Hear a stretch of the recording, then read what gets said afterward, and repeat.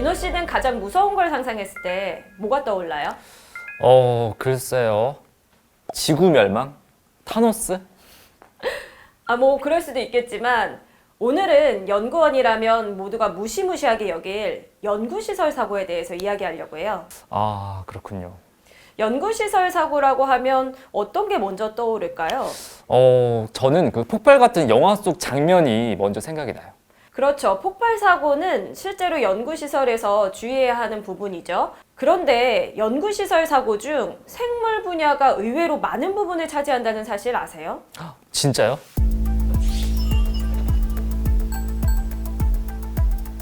생물 연구시설 특성상 감염 유출 사고도 많으니까요. 아, 맞아요. 아무래도 이 바이러스를 다루다 보니까 저도 이 감염에 대한 공포가 굉장히 크거든요. 맞아요. 감염 정말 조심해야겠죠? 지금부터 제가 들려주는 이야기는 생물, 특히 LMO 연구시설에서 발생한 사고 이야기예요.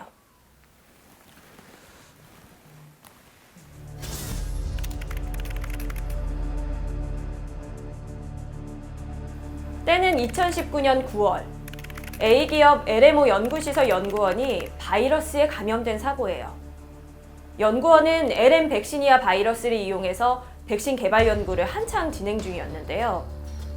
그날은 그동안 제작했던 바이러스의 용액에서 불순물을 제거하기 위해 주사기 필터를 이용한 정제를 진행할 예정이었어요. 이거는 저도 자주 사용하는 장비들이에요.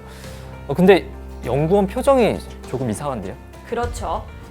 이 SOP에는 포얼 사이즈 0.4 마이크로미터의 필터를 사용하게 되어 있는데 연구원이 준비한 건 0.22 마이크로미터 필터였거든요. 설마. 맞아요. 사이즈가 맞지 않는데도 연구자는 그대로 필터링을 진행하게 돼요. 자, 바로 그 순간 필터가 분리되면서 바이러스 용액이 연구자의 얼굴로 튀어버리고 즉시 소독과 세안을 진행했지만 결국 감염됐군요. 맞아요. 백시니아 바이러스에 감염되면 치료는 가능하지만 심각한 병변을 유발할 수 있죠. 자, 그렇다면 왜 이런 사고가 일어났을까요? 가장 큰 원인은 SOP를 지키지 않았다는 거죠.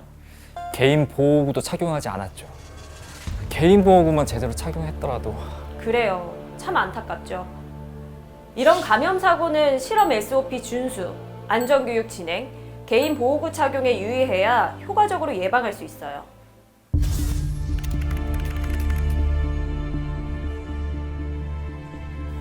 두 번째 이야기는 2014년 1월에 발생한 비연구기관의 감염 사고예요. 이 연구원은 댕기 바이러스의 특성을 연구하고 남은 바이러스를 하나로 합치기 위한 작업을 진행하던 중이었어요. 실험 중 주사기를 폐기하려는데 BSC 안에 손상성 폐기물 용기가 없는 걸 발견하게 되죠. 연구원은 주사기를 추후에 폐기하기로 결정하고 뚜껑을 다시 닫으려는데 그 순간 주사기에 손가락을 찔리고 말았던 거죠. 그 흐르는 물에 씻고 바로 병원을 가야 할 텐데요. 그런데 그 연구원은 그렇게 하지 않았어요.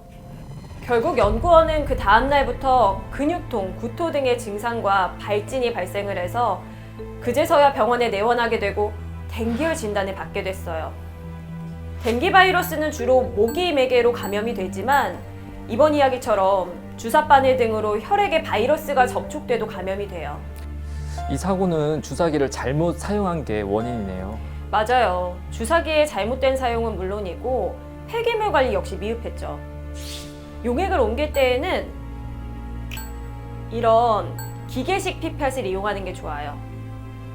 부득이하게 주사바늘 뚜껑을 닫아야 할 경우에는 원핸드 메서드를 이용해야 하고요. 자, 그럼 한번 해볼까요? 네, 저도 이 최근에 손상성 폐기물 용기가 비치되어 있지 않아서 당황했던 적이 있었는데 그래서 더 와닿는 얘기였어요.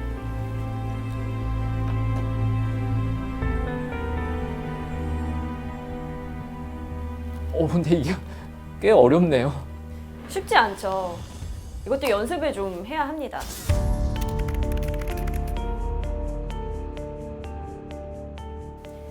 이번 이야기는 C대학교 LMO 연구시설에서 발생한 사고예요. 연구원이 아데노바이러스 배양액을 원심 분리하고 있었어요. 이 사고는 저도 들어본 적이 있어요. 그 튜브가 파손돼서 네, 파손된 튜브에서 흘러나온 바이러스 용액에 소독제를 살포하게 되는데요. 그리고 약 일주일 후 연구자는 근육통과 두통, 발열 증상으로 병원에 내원을 했고 아데노 바이러스에 감염되었음을 확인하게 돼요.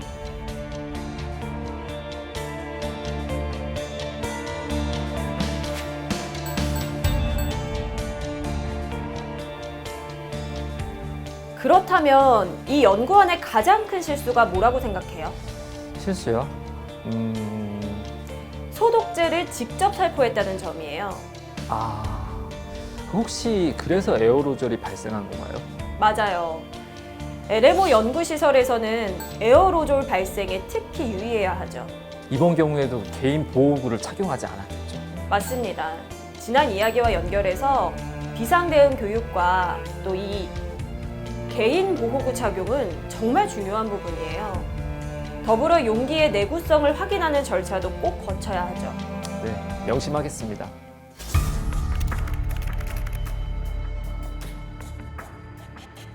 마지막 이야기는 감염 사고는 아니고 LM 애기장대 종자 유출 사고예요.